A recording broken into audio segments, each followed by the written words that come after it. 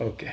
Mr. SORIOUS SAMURA, journalist and documentary maker, winner of the prestigious British Academy Television Award of Best News and Current Affair Journalist. He is also known for his work on Blood Diamond, Living with Ebola, Cry Freedom, and so many. Hello, sir. Good morning, sir. I just want to make a few observations. It's not Cry Freedom, it's Cry Freetown. Oh, Cry Freetown, And all right. of course, yes, I am a journalist and filmmaker. I've won a few awards, including BAFTA, Emmy, Peabody, amongst many other awards. And thank you for inviting me for this interview, sir. Okay, we the one to thank you. Um, First, why did you choose to become a documentary maker? It's a strange one. For me, it was like my calling. I am not sure it was out of choice. I'll tell you briefly what happened. Born and bred in Sierra Leone, and this is a country where, when I was growing up at the time in the 70s, going to school in secondary school, the government was actually um, um, very, very corrupt. The corruption had started way back then. There were social injustices, economic injustices, and so some of us, the young people, jumped in the street, starting to demonstrate, stand up against the government and stuff like that, just to fight for our own kind of decent way of life, because the then president Siaka Stevens had the audacity to go on radio and announce, and this was in 1977, that education is a privilege and not a right. Can you imagine that? So, whilst his own children are abroad studying, so that was where it all started with all these demonstrations. And so quickly, this man closed the media, all the print media. He sent his thugs, his police, and they vandalized everything, and they closed almost all the print media. And we only had one radio station at the time and one TV station, all government controlled. So I decided to join the theater to use it as a voice against the government. So, but even that one, not long, they crushed it. So we had no way to vent our anger and our opinions.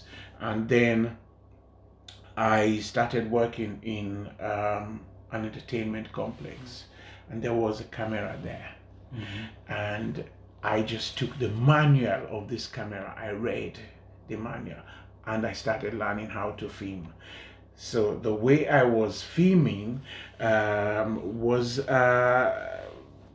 quite good in the words of a British film director who came to the country in 1986 looking to make a documentary. And so he then had me as his assistant. That's why I started becoming interested in documentary filmmaking, because I could see how the story unfolds. And so I became his assistant cameraman. But then comes when the war started in Sierra Leone in 1991, just before the war, I started working with UNICEF as a cameraman, just filming UNICEF activities. I put the materials down as B-roll, and whenever an international journalist come, they would use that material. But then I managed to convince UNICEF to say, please let me come and study professionally and start seeing how I can make these films. And so I came, I did my course, went back, and then the war started. But because there was no interest from the West at the time, we didn't have much report from, by Western journalists when the war was going on. It's like they didn't care. It's like we were all left on our own. This was the time when Bill Clinton was having problems with Monica Lewinsky. That was big news. Prince Charles and Diana and Camilla, these were big news. our people were killing, raping, maiming in their hundreds, in the thousands they were being killed, and nobody was there. So for me, I just thought, I owe it to myself and to my people to document what was happening. That was where it all started. But I must make this clear. I didn't consider myself a journalist because at the time I haven't done any journalism training, but I was just desperate to be a witness. And I think this is what journalism is all about. It's about bearing witness, So I wanted to document all these things and then hopefully try and get the broadcasters, particularly here in the West, to buy the material and tell the story as it is. So that's where it started. That's my route into journalism and documentary filmmaking.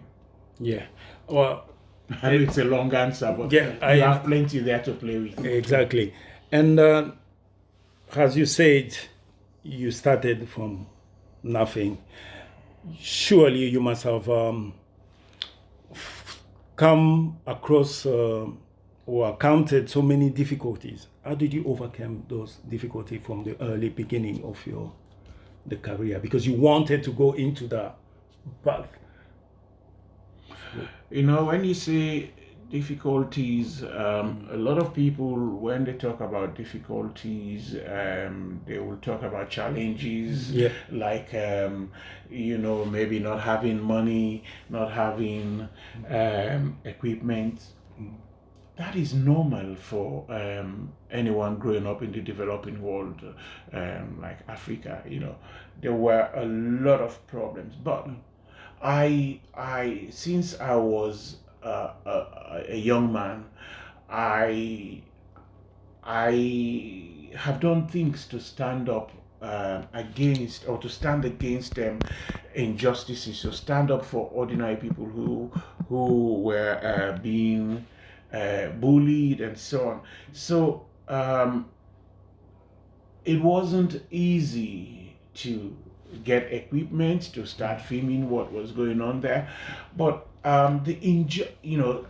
first of all, I worked hard to get the equipment I need, and I'll tell you briefly because I'm hoping that your story that you will come up with about me will inspire a lot of young people.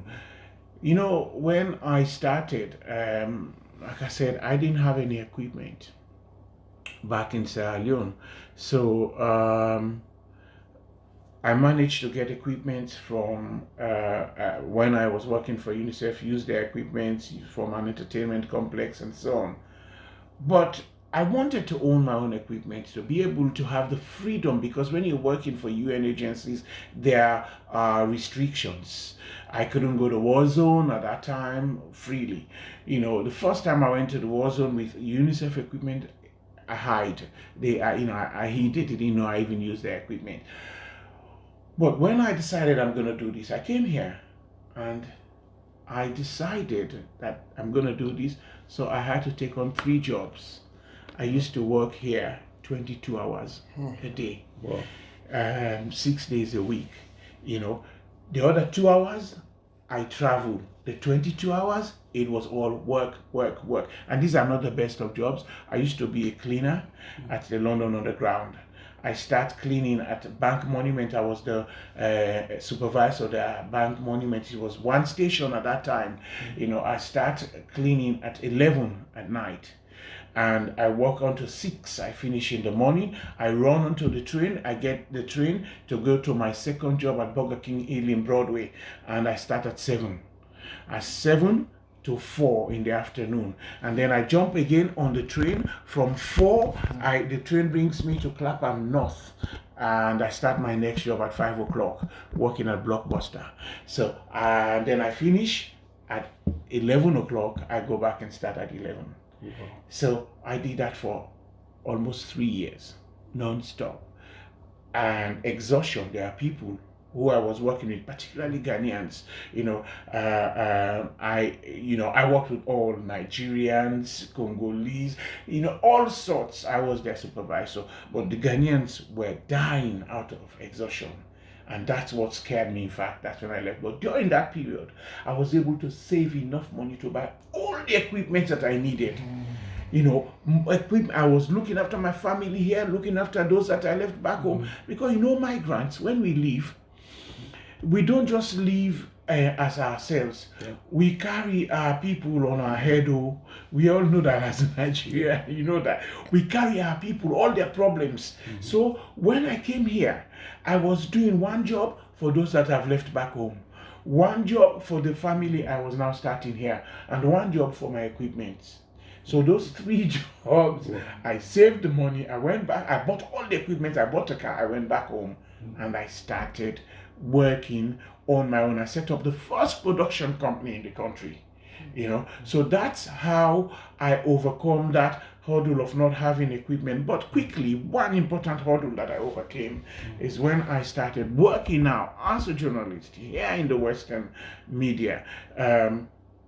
A lot of them, the Western media, not a lot of them, I have to correct myself, but quite a few wanted me to change a lot of things. My accent, they want me to change the way I tell the stories, and I refused.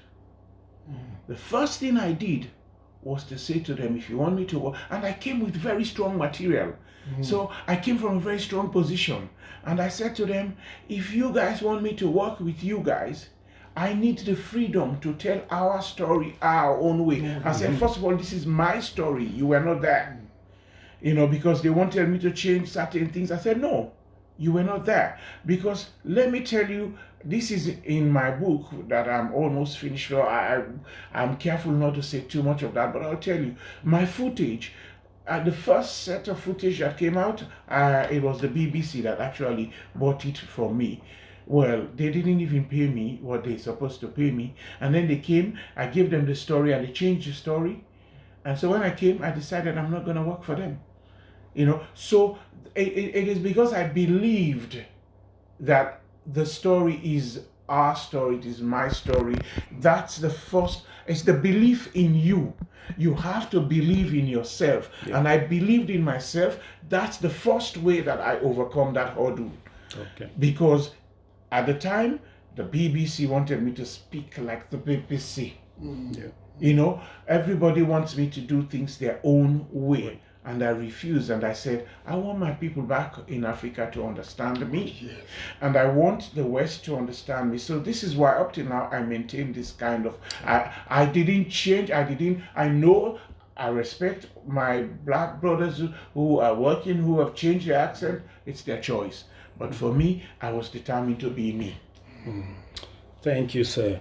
Yeah, when I look at your documentary, there's this style. So you're coming out of the ordinary with most of your documentary.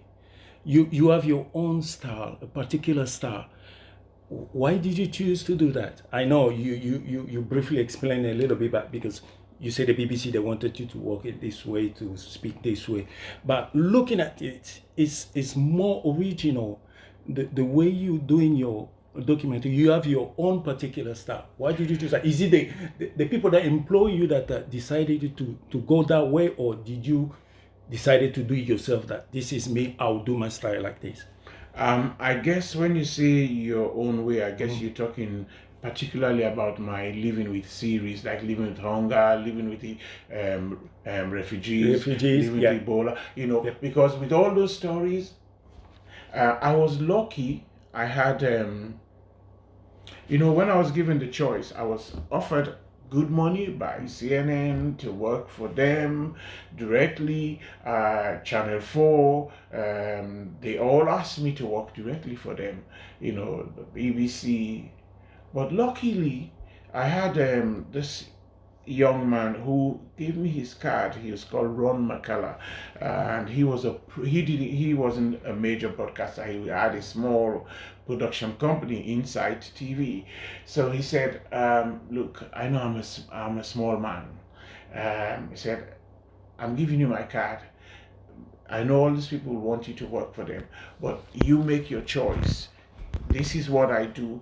If you think you want to work with me, I'll be grateful. And so I had a brief conversation with the guy, and I talked to a few people, particularly the CNN president, blessed memory, Chris Kramer. You know, he's now late. He's an amazing man. He was the first person who said to me, Sorious, I love what you did on that stage when you received your award. Don't change your voice. Don't change your passion. Don't change who you are. If you want to come and work for me, I will be grateful. But I want you as you are. So he gave me the confidence, Chris Kramer. But then Ron McCullough said to me, if you come work for me, you'll be your own man. You'll do what you want to do. That, for me, means a lot. I decided then to go work with him. So what we used to do, him and myself and our small team at Insight, we do brainstorming. We'll go sit in the pub or wherever, and and I realized they will just ask me about my stories growing up and stuff like that, and they were enjoying it, you know. And then from simple things, we'll pick story ideas. And so one thing became clear, that they realized that what I want to do is to tell stories from the bottom up.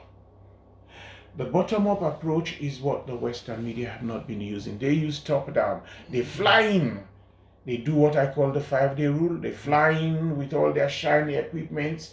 They go, they talk to the big men, the politicians. They go, they possibly talk to the NGOs, the aid agencies. They come, they do the GVs the other day, and on the fourth day, they talk to the small people briefly, and then they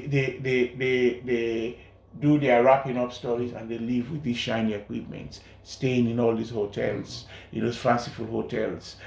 How are you going to know about the man who has HIV/AIDS, for example, when you don't sleep with that man with HIV/AIDS? Because when I did Living with AIDS, I realized that, hang on, we all come, we interview these people with HIV/AIDS during the day.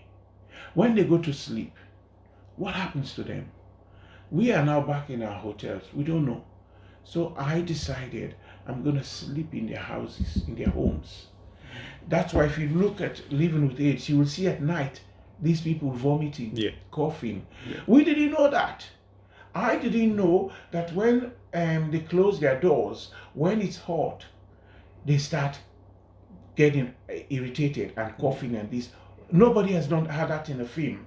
So that's why I said the bottom-up approach is the best. Go and live with the people from the bottom, tell their story upwards. So, because you cannot understand a man's story if you haven't walked in his shoes.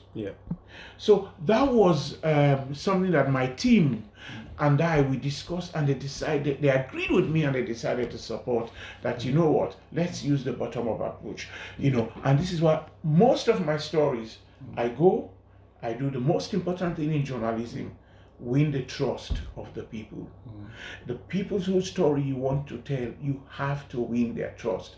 But if you come with this shiny equipment, this is why I'm not saying I'm the best or we are the best, but I just know that sometimes when this big journalist from the Western world comes, you know, sometimes we can tell that the people tell them the story that they only believe that they want to hear.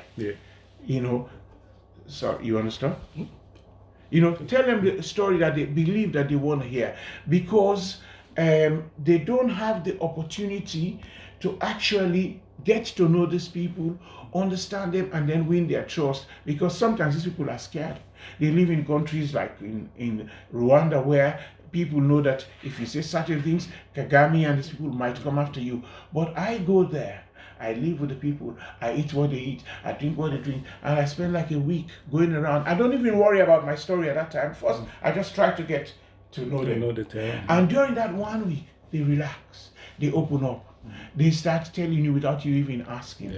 So this, for me, is the kind of journalism that I believe will give you amazing stories, will give you access, will give you stories that other journalists don't get. That's my technique, and that's what I am forever going to continue using, because it is not my story, it is their story. So for me to be able to tell their story, I've got to win their respect, I've got to win their trust. So that is why I have used the bottom-up approach. Okay, because I can mention as well, I saw it in one of your documentary, I think it's Black Diamond, where you went to the field, you started walking with the guys, and they tried to find that diamond. I don't know if you managed to get it at the end.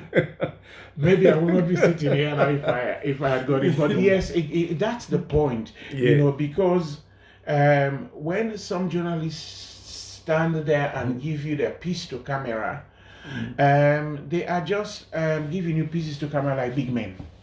But if I give a piece to camera, I know what it is because I've suffered with them. I have struggled with them. I have carried stuff with them. I have done a lot of things together with them. Therefore, it is from that experience, having suffered with them, that I'm giving that piece to camera. So yes, it is a conscious style to be able to understand what these people go through, so that you can articulate that story a lot better than most other journalists, especially the foreign correspondents. Yeah, thank you. So, what inspires you or motivates you to achieve success in all the work that you're doing? Because I believe in every documentary you're making, so you expect it to reach a certain number of people to watch. Or is that what drives you, or you just do it because it's my work, I want to do it, and then just go? When I was a boy, I could have given anything to anybody to tell my own story, because I was born poor. And when I say poverty, I am not talking about the kind of poverty where people don't even have a meal a day. That's not poverty. I have lived, sometimes I'll go 2-3 days, nothing to eat, no shoes to put on. My first pair of shoes, I was about 11, 12, 13. That's when I had my first pair of shoes. I used to go to school, I used palm oil, is what I apply on my body to go to school, because my parents couldn't afford. I started paying my own school fees when I was 7 years old, because I was selling firewood. I was going to do all sort of menial jobs for neighbors, just to be able. I was buying leftover from universities. I heat it up, and then my family and I will eat it. Leftovers. And so I know what poverty is. So I wanted, when I was young, I wish somebody had told that story so that people understand how people like me were suffering. So when I have been given this opportunity, or first of all, given this opportunity by God, because when I was doing certain jobs, I could have been killed, but God spared my life, and I embraced this opportunity. The people whose story I tell are my kind of people. And because I know those people would want their stories to be known, it's one of my big motivating factor. But also, the people whose story I tell, some of them are really amazing people. You take like, there's a girl living with Ebola. That girl I followed in that story was so determined not to die, was so determined to look after her people, and she survived.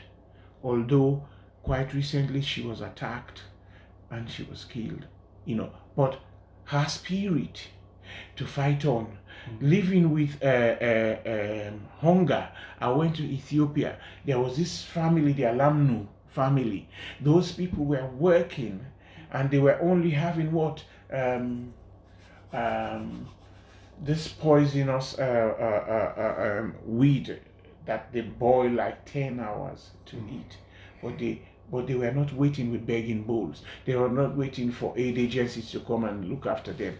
They were tilling the farm, even if they have little bit. They had their pride. Their pride, and it is, like living with refugees. I joined the refugees from Darfur, the border. They crossed into Chad, and there was a character there, Adam. This man was so hell-bent on looking after his family, but not begging from anybody. It's the pride of these African people who try to say, I'd rather die looking after my family, working hard. I'd rather fight a lion looking after my family, but I will not beg. It's people like those that inspired me. It's people like those that made me believe that their stories are worth telling. So I find these sort of characters in almost every story I do. Exodus, when I follow those migrants from the Sahara Desert, Mali, Morocco, into Spain to try and come here. There was this guy, Osas. He was a university graduate in Nigeria. He was a big business guy, but he didn't get a job. Rather, he was a business graduate, but he didn't get a job. But when he came to Morocco, he was living in the bush. He believed he has his own dream, his own vision.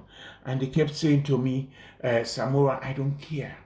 Even if I'm going to eat grass, let me eat it. But I'm going to try and go to somewhere where I'll be able to get a job and then look after my unborn family and those that I've left back home. People like those, they make you understand that, even though people see a lot of Africans, like the West, when there's a war, they start coming with their aeroplane full of food and throwing on. But there are Africans who are proud, not in a bad way, but they have their pride to make sure that they work hard for their own living. And those stories, for me, are stories that we need to tell so that future generations will look at those stories and say, why should we be begging? Why can't we learn from like the Osasis and work hard as well? And this is what keeps me going to keep telling those sort of stories. Okay. How risky was it to film a documentary during the civil war in Sierra Leone? Sometimes I say to people, when they watch Cry Freetown and they interview me, they say, how did you do it? And sometimes, and I have colleagues, journalists who say, I want to do what you did in Sierra Leone. And I'm like, you must be stupid, because if they pay me now to do that, I wouldn't. You wouldn't. I wouldn't. But at that time, like I said, I was not a journalist. I was my own man. I bought my own. I came here, I worked, I had the money, I bought my own equipment. Because if I was working for any Western broadcaster, they would not allow me to go out there. They would not allow me to take that kind of risk, because I filmed with the rebels, I filmed with the peacekeepers, and they all committing the same crimes, and bullets were flying past my ears. The rebels caught me. They threatened to cut my arms and stuff like that, a lot of things. And they forced me to sit with them under the bridge. And whilst they are raping women, we have to clap for them. We have to praise them. And when I really kind of just twisted my face, they beat me with a gun butt. I was lucky. They didn't cut my fingers or my feet or whatever. But it was the most, as I said in the film, it was the most dangerous place to be on earth, because I saw with my own eyes when they caught a pregnant woman and they argued about the sex of the baby, and before the other one could say, they took the bayonet, split the stomach open. So these are mad people.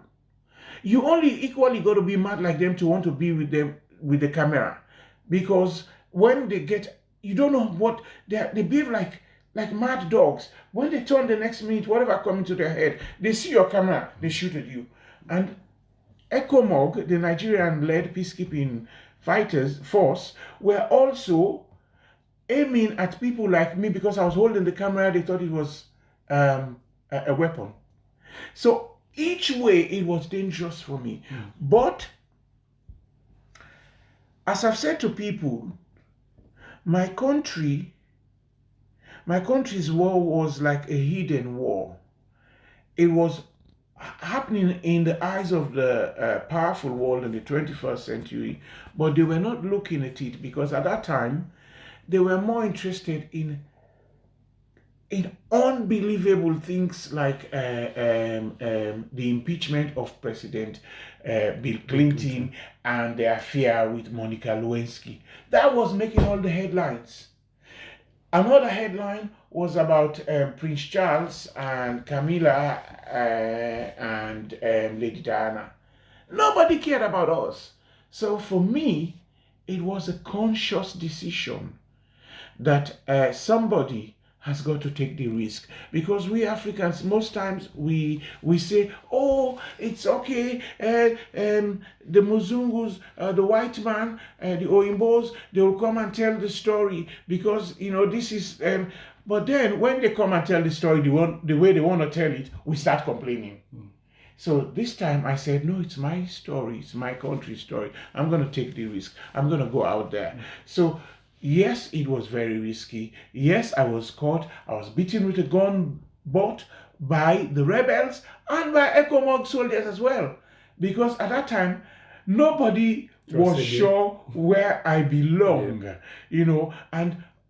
but not worse than that, they were all committing very nasty crimes, crimes of war, including the Nigerian peacekeepers, and they didn't want me to film what they were doing. So too the rebels, they didn't want me to film. So I devised a few different tricks. Sometimes I'll put the camera on the floor, on top of my foot. I stand there, I fold my hands, I pretend I'm looking, and I lift my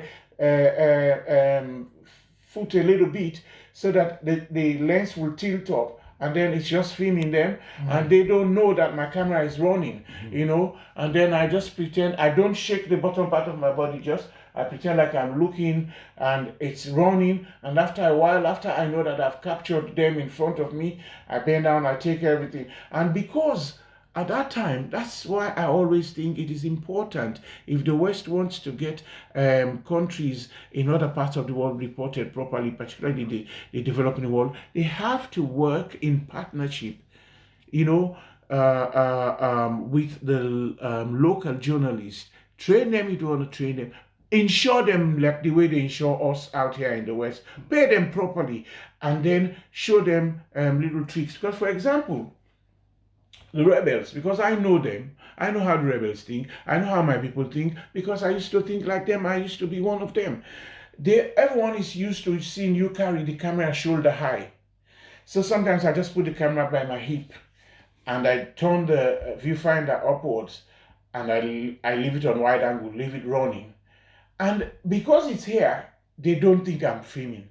Because it's on the floor, they don't think I'm filming. So I figured all those little devices, and because I know the people, I was able to beat a little bit of the risk. But it was very, very risky. I'm not going to lie to you.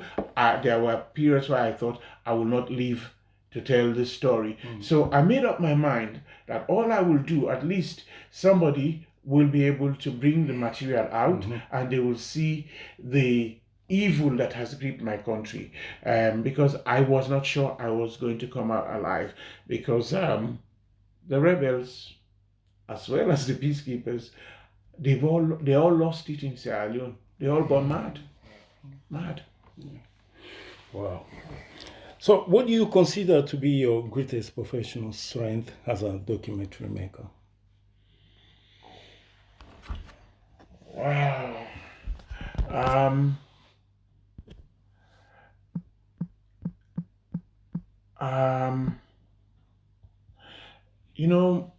A lot of that's a good question.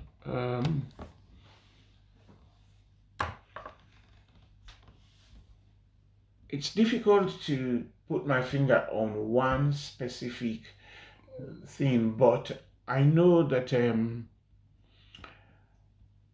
because the people whose stories I tell, I consider them black or white, because I've done stories in Mexico, I've done stories in Tajikistan, Uzbekistan, here.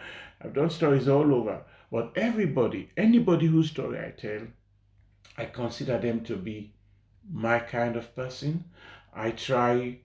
My strength is to try to understand, to put myself in their shoe, to understand their story, to tell their story from their perspective. So the strength here, I guess what I'm trying to say is that I, I, I always learn how to mix with the people whose story I tell. I have the ability to win their trust. I have the ability to get them to open up to me, because even some of my colleagues, they sometimes ask me, how do you get these people to open up? I just think I figured out a long time ago that journalism should be about respect as well. Respect the persons whose story you tell.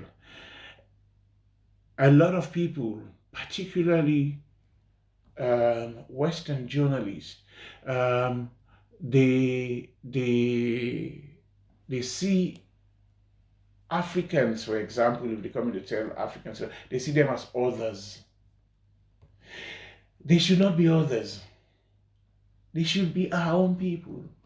But the moment we continue with this othering, and this is why we have a problem, because um, um, I always say to people, colonialism is an exploitative relationship. The relationship we need with the people whose story we tell should be a respectful relationship. So, I mean, if journalists, and for me, this is my strength, I respect the people whose story I tell. I believe it could have been me. I believe, that one day they could. I don't want to make myself the story, but you just don't know. So I always put myself, and I have that ability to go and mix, because I hate it when we go to tell these stories. First of all, we go like we are big men. We've arrived in this village with all these other. No, I go. My ability to mix is very, very strong, because from the word go, I let you understand that it is not my story, it is your story, and I don't have scripts. A lot of people go with scripts. Yeah. I have normal, ordinary conversations. I have the ability to make you relax, to tell the story your own way, not to even prompt words. So for me, that's my strength. And I think, again, because I used to be a cameraman, I understand the tension when you point the camera on people. Mm-hmm. So I managed to get them from the word go to relax, to be themselves, to, like I say, respect me, I respect them, to trust me, and then I trust them. I know how to mix. That's where my strength, and I think that strength came, I think, because I used to be an actor, it prepared me for the many roles. Mm-hmm. Because sometimes in journalism as well, it's almost like role play. It's like role play. It's because sometimes I remember I interviewed Joseph Kony's right-hand man. Can't quite remember his name now, but he was next to Joseph Kony. And we found the girl that he took as one of his rebel wives, and used to do all sort of things to this girl. The girl has a child, and this man still wants to claim the child. And the BBC, their style is to be, they don't even point fingers. If you observe, if the BBC is interviewing, even if it's a rebel commander, they don't like, I'm an African, we let you know that we will, but they don't do that. So when I was doing this for BBC, when I was doing this, the director was looking at me, not to point finger. And I'm like, you don't even have a clue. This is the language that my people understand. I'm going to do it. And that rattle shook the guy, and the guy, things came out. So that's all that kind of different, going into different mindset. I think the theater helped to prepare me for that, you know. So I think that's why if I go to be with a people's person, I'll be with them. If I want to kick asses, excuse my French, I'll kick asses. I'll be tough. And because I have been on the receiving end, if I want to be tough with leaders, I will be tough with them, you know. So my strength, I'm not sure, is not one thing, but most important is that I mix with the people very well. I earn their trust, and then I am on their behalf, because I used to be one who suffered as well, who was denied by politicians. I really have the strength of being angry in their own best interest. You can pick what you can from this. Thank you so much. To finish, you have this vast experience with documentary in the journalism field, and there is a lot of young people who want to follow in your footsteps. What sort of advice can you give to them? Those who want to go there, is The one that with all the risk, want to with go your way. all the things they've been hearing, but they still want to follow on your footsteps. What sort of advice would you give to them? Be yourself. Just be yourself. When you are out there, be true to yourself. You see, because when I came into journalism, I didn't come because of money. There was a funny incident that happened that I know the BBC never wanted me to talk about it because they exploited me, the BBC. But I told them, I said, don't worry, I won't talk about this. People will not know. So the whole story is still not out there, because I didn't come because of money. I didn't come because of fame, because I didn't even know about fame, what it meant, the responsibility that equally comes with fame. I didn't know at that time. I didn't know I was going to be traveling the way I have traveled the world, or, you know, I just wanted to tell my people's story and shock the world into action. That was all that was in my head. And it worked, because when I made Cry Freetown, for the first time I was invited the UN main assembly in New York, and the film was run, and they asked, what do you want? I said, I just want peace to return in my country, and I want you guys to help me to help my country rebuild. And for the first time in the UN's history, they put together the biggest peacekeeping force, 17,500. At that time, it was the biggest. You know, they sent them to Sierra Leone.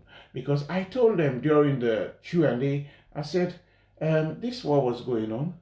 You know it was going on, but you were tripping over cables to go to Kosovo, to go report Kosovo.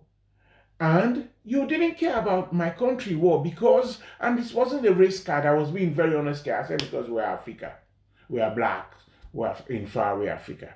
You didn't care about us. You don't want to shed blood, your blood, for the black man. And the black man has shed. The speeches are there. I said this. You know, even my first award, the Rory Peck Award, I said to them, take your award. Where were you when we were killing ourselves? You know, so, and I don't write, like I said, even when I make my films, when I go to film, I don't script like some people do. It just comes. I feel it. The passion is about passion. Young people, they have to be passionate about what they want to do. They have to be sure. They have to be themselves. They have to believe that they want to do it. There are risks involved. I will not tell them to take stupid risks. No. They have to take calculated risks. They have to discuss with their producers. They have to do, if they want to go to war zones, they have to understand that you have something that you call hostile zone training. They have to apply. Maybe they go through organizations like Rory Peck, if they are freelance journalists who will help pay for them, or they can ask the BBC. There are rooms to help pay for them. They come and do this, because now, if I go to war zone, if I hear shooting starts, I can tell what is being fired. So if I need to duck, I can duck. If I need to run, I can run. If it's a grenade, I can tell what to do. So all that I've been taught. If I'm held hostage, I can tell exactly how to behave, how to react, what to go take to the war zone, and all of that they need to know. They don't just get up and say, I'm gonna be a journalist today, or I've trained to be a journalist, I'm going to go to war zone. It's something special, it's something different.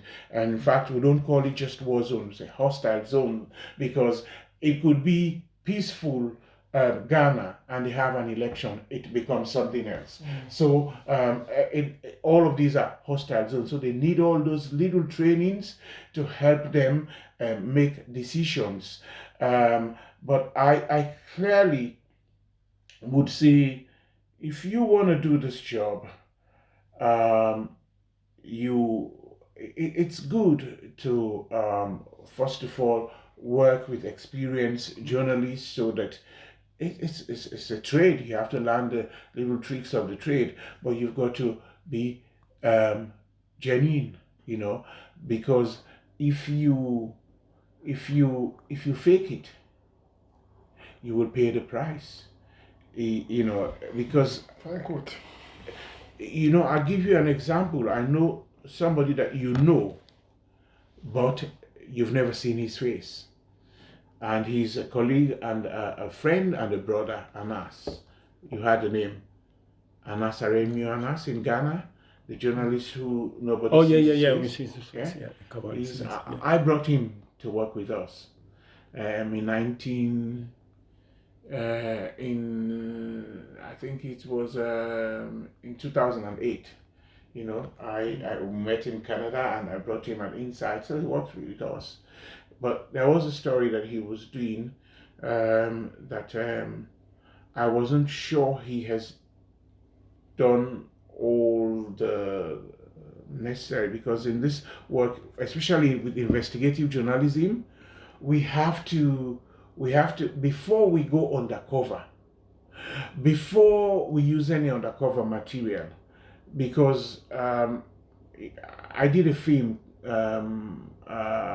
called Timber. I don't know, this was in Sierra Leone. I caught the Sierra Leone vice president.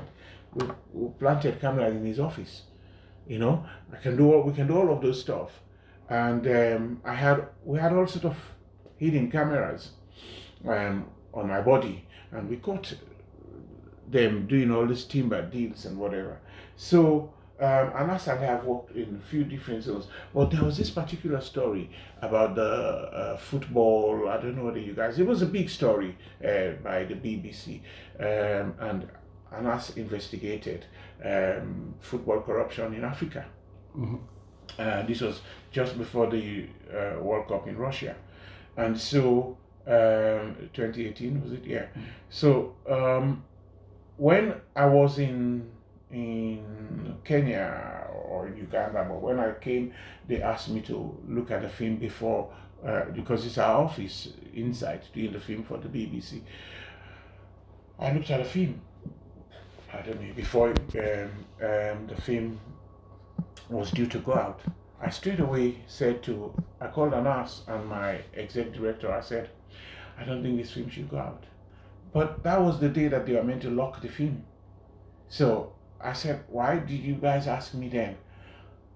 I said, because, like I said, before you do, if it's an investigative story and you have to use secret cameras, you have to do what we call prima facie evidence.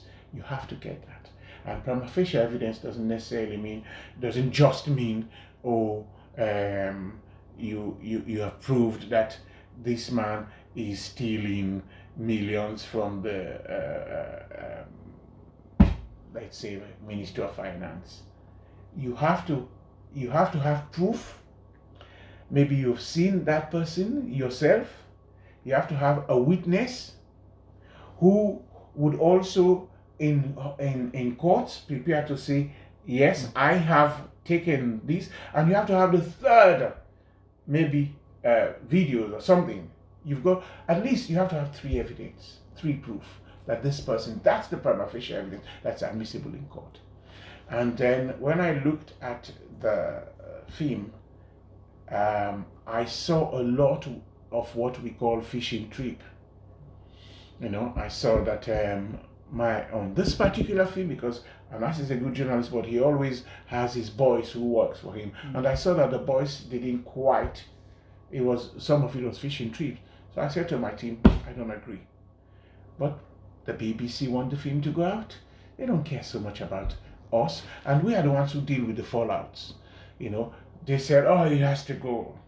And my director, they also don't want to get into losses. It has to go. And Anas at the time was thinking, hey, it has to go. And guess what happened? The film came out and it made so much noise, it divided Ghana into two. Because you had, there was this guy, Kwesi, I can call whatever, as a money man. He didn't agree, and Ghanaians on TV, and then in the end, one of the guys who went on the undercover was shot and killed in the streets by bikers. So this is why I would always encourage young journalists who want to aspire, whether it's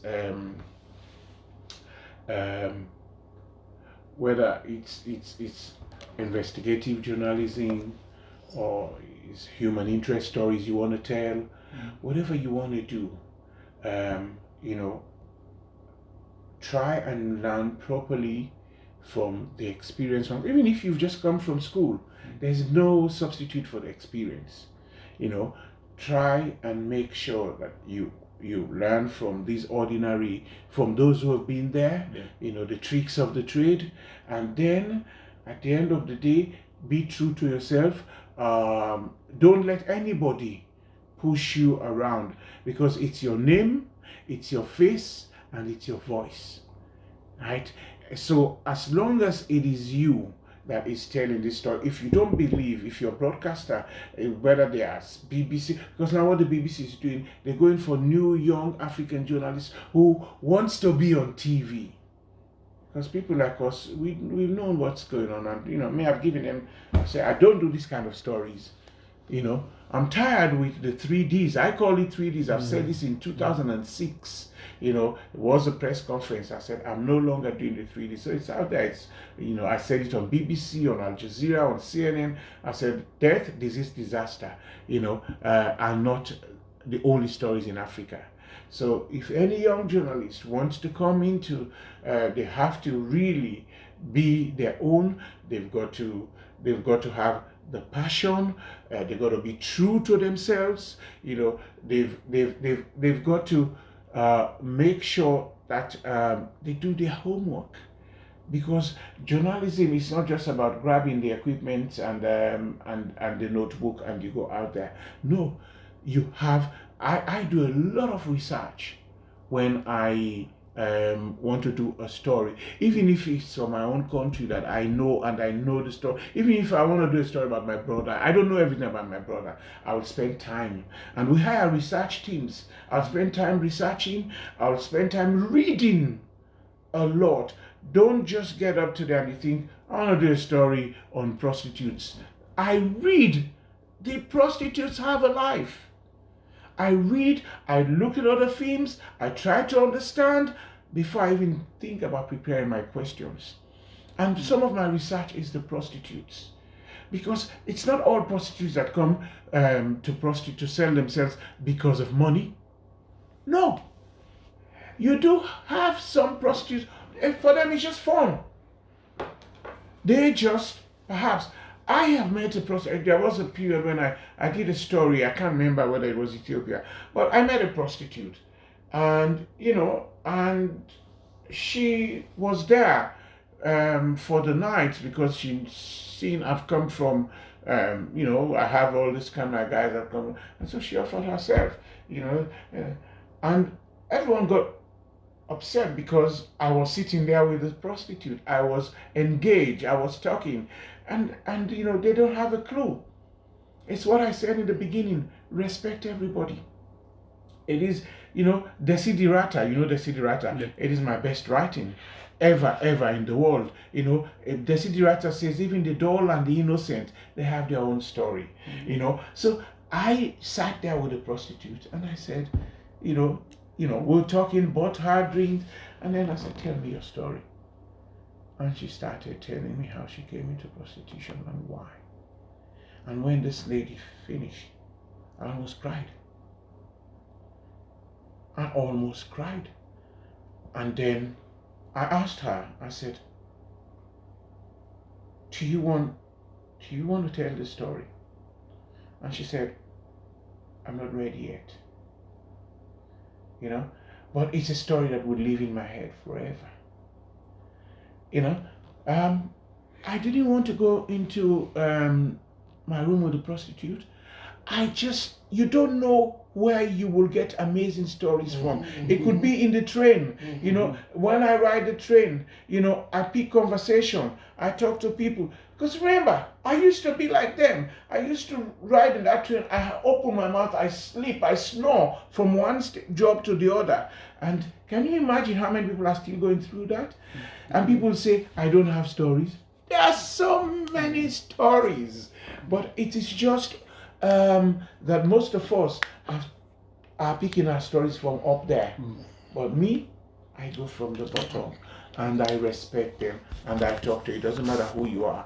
So these young journalists, there's plenty that you will shape for them to pick on. But they should always remember that no matter what story they tell, it is not their story. It is the people's story that they go to tell, and they have to respect them.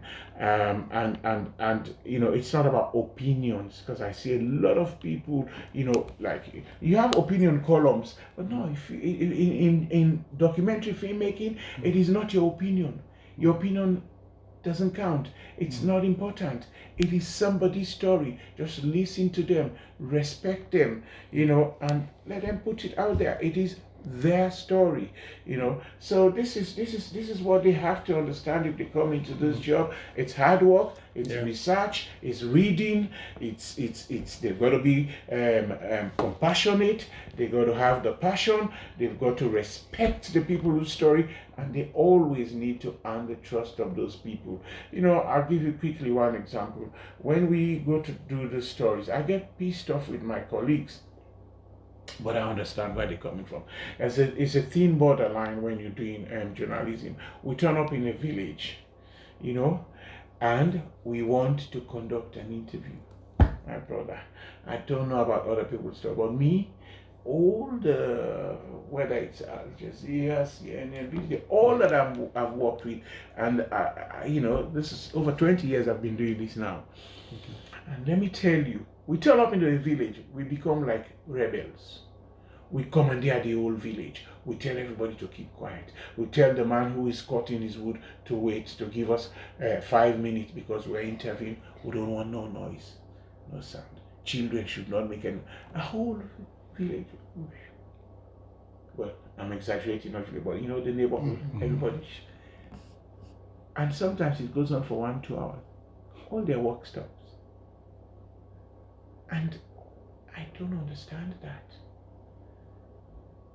I don't understand that. This is why my stories, I use the bottom up. I just do it with the people, their day-to-day life. Because it's not fair to come with all this shiny stuff and to stop people from working for a whole hour. But that's what that's what journalism is. We got, and this is not about Western journalism. It's all journalists turn up anywhere. If they want to do a big interview, everybody, including children, should. And it's something in my writing that I am questioning. There's something not right about that. You know, you know, I because I cannot go to a war zone and I tell the other guys, if I'm with these ones, I tell those ones, don't shoot here. I want to interview the commander here. Mm-hmm. You don't do it. So why do it in village? Yeah. Wow. Perfectly understanding. Is there anything else that you?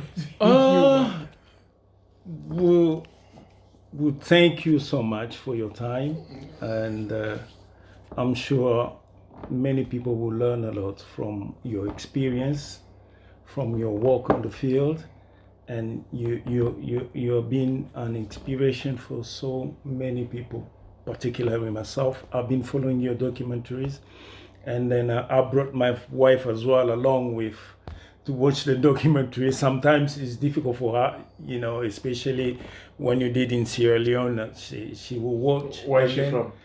From my country, Congo. Okay. And then she will just stop because she came here. She was at the age of 7. She hasn't experienced all these bad things. But myself, I understand because I know the terrain as well. Some of the films I do, they are very traumatic. One thing I tell fellow journalists, and I always share it, and it's important, and when you write, when you summarize all your stuff, you have to think about that. I go around doing this very heavy films. I was thrown in prison in Liberia. I was charged with espionage. And espionage during wartime in Liberia, it means death sentence. So I was going to be killed. And it was 4 of us, me and 3 other colleagues. But I was separated from the other guys because it's me, Charles Taylor, the then president. Yeah. It's me he wanted. The headlines were Samura versus Taylor. Hey, small me, against the whole president. These were the headlines on their newspapers, their radio stations, and there was a time they put us in an open truck vehicle, and they were stoning us in the streets of Liberia, shouting at us. And, Liberia kind of quickly united against us, and then when they took us to the cells, they put my 3 colleagues in one cell, they put me on a single cell. And right through the night, they will come with wires. They'll put them around my throat. They'll come with knives, the farm knives which has round bit, they put it, and then they will be punching me and threatening to shove like rods in my bum, and they were smoking my room, they brought cockroaches, a lot of stuff. And they'll just come, because there was an old man guarding the door to my cell. And they'll come, they'll open I tell the man to open, and he'll open, and they start punching my rib cage, They'll just come. And then they'll tell me, we'll use your blood to write Cry Liberia, I survived, thanks to Mandela. And of course, Jesse Jackson, Bill Clinton, Tony Blair, all of these people played a role. Obasanjo flew into Liberia in person to get us released. The man said, no way. So I survived that. In Somalia, I had over my colleague, my director and I were in the back of an open truck. And these rebels, the Somali rebels, you have like 10, 11 on one end, 10, 11 on one end, and they want to kill each other, but we were the ones sitting in the middle. So the guns are pointing at us. And, in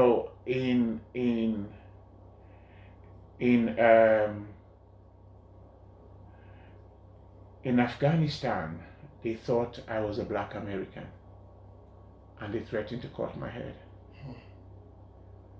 You know, here in the UK, I did a story that exposed um, Mobutu Sissoko, all these people, including Obasanjo, all these people who have billions, and including people who have stolen millions of pounds in my country as well. And 2 days after, I was stabbed in Soho, in this country. I did a story that exposed America's dirty war in Sudan, the Al-Shifa bombing, in Tajikistan, Uzbekistan, Indonesia. I went Somalia. I actually exposed, America, and then I was told by America to write a letter of apology because I exposed Almighty America.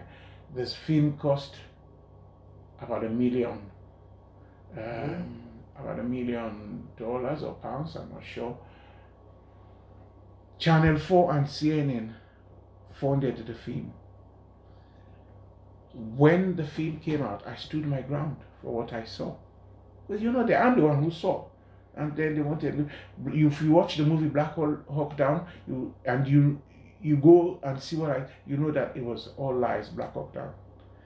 I saw the real, I saw even some of the characters that they showed, they're still alive. And then, therefore, Channel 4, the film didn't quite satisfy them. So Channel 4 showed the film at 11 o'clock at night. CNN refused to show it, even though they spend, God knows. But all of these things, sometimes I sit here at home, I've got 3 girls and a boy. I thank God I have them, because sometimes you sit at home, or you watching something, or you talking about something, and it triggers those thoughts. There was a time, there have been moments that I thought I'll kill myself because I cannot deal with all. You start having headaches. You close your eyes to sleep. I remember in Kenya, we were filming, and the man, I don't know whether he threw himself or somebody pushed him. I just saw him coming down from like a 4-story building in front of my eyes. So I see blood all the time. In Guinea, I've seen raped girls. You see it all the time. And then sometimes you close your eyes to sleep, you see blood. So you face depression. You get to moments where you just think, I can't survive. So what happens, for young people who want to come into this business, they got to understand as well that it's not all bright and beautiful. Yeah. It's tough, because there are so many times when the trauma has hit me. I'm lucky because I have, I'm director in a lot of these media organizations. So sometimes I get them to offer for me to go for trauma counseling and healing and stuff like that. But I'm a bit stubborn, because as an African, sometimes we laugh and joke about these things. Because the rebels, for instance, in Sierra Leone, in those days, if you're caught, the rebels will ask you, long sleeve or short sleeve, which one do you want? And because people didn't know in the beginning. So because it's a hot country, people used to say short sleeve. So when you say short sleeve, means they cut your arm here. When you say long sleeve, they cut it here. I even made sure we used those lines in the movie Blood Diamond, so that people understand. But that's how it used to be. So we will joke about this until it's kind of healing you. It's a healing process. Because sometimes I say here, the trauma healing system makes it too deep as well for you to not even forget. So I have never gone for counseling. Only once that I watched we were doing something with in the Hague with the special court. So they made me watch all this film, all the things that I filmed, and everything. I almost like I was going mad. I flew back from the Hague. I came back here. I luckily my children and friends, suspected something wasn't right, because I got into my car. I decided to go drive and just yeah. So it is, young journalists need to understand that it is not just the glory, the glamour. I say to people that they know my glory, or they don't know my story. And the glory is the awards, it's your name being called here and there, but the story behind how sometimes I struggle with this traumatic stuff that keeps haunting me. How I handle it, people don't have an idea. Sometimes this is why, maybe I'm out there jogging, or I go sit with friends, or luckily my children, they all own their own homes around here, so they will come around. That's what has. But I have seen things. I have seen really, really, really, really. Standing there, they open the stomach of a pregnant woman. You see all of that. The blood. When it's sometimes you close your eyes, you see it once in a while. It never goes. Never goes. I have seen guys being chopped. When I remember 2007, I made a film in Kenya. And, I lived with the people in Kibera, in the slum, the worst slum in the world. I lived there. When they poo in plastic bags. That's where they shit. Then they finish. They just turn it round and round and throw it. They don't have toilets. So I lived there. I built a house there, and so when I was doing that film, I remember I warned them during the elections. I said, "Be careful, otherwise you'll be like our countryside." And on the next minute, the 2007 elections in Kenya, they were chopping themselves with machetes, and you see all of that. It's heavy trauma. So young journalists, tell them. It is an exciting job because you are giving voice to the voiceless. That's what we do. We stand up, we speak for the voiceless people. We make a choice, but at the same time, it is not just glamour. It is not just glory. Sometimes you see things.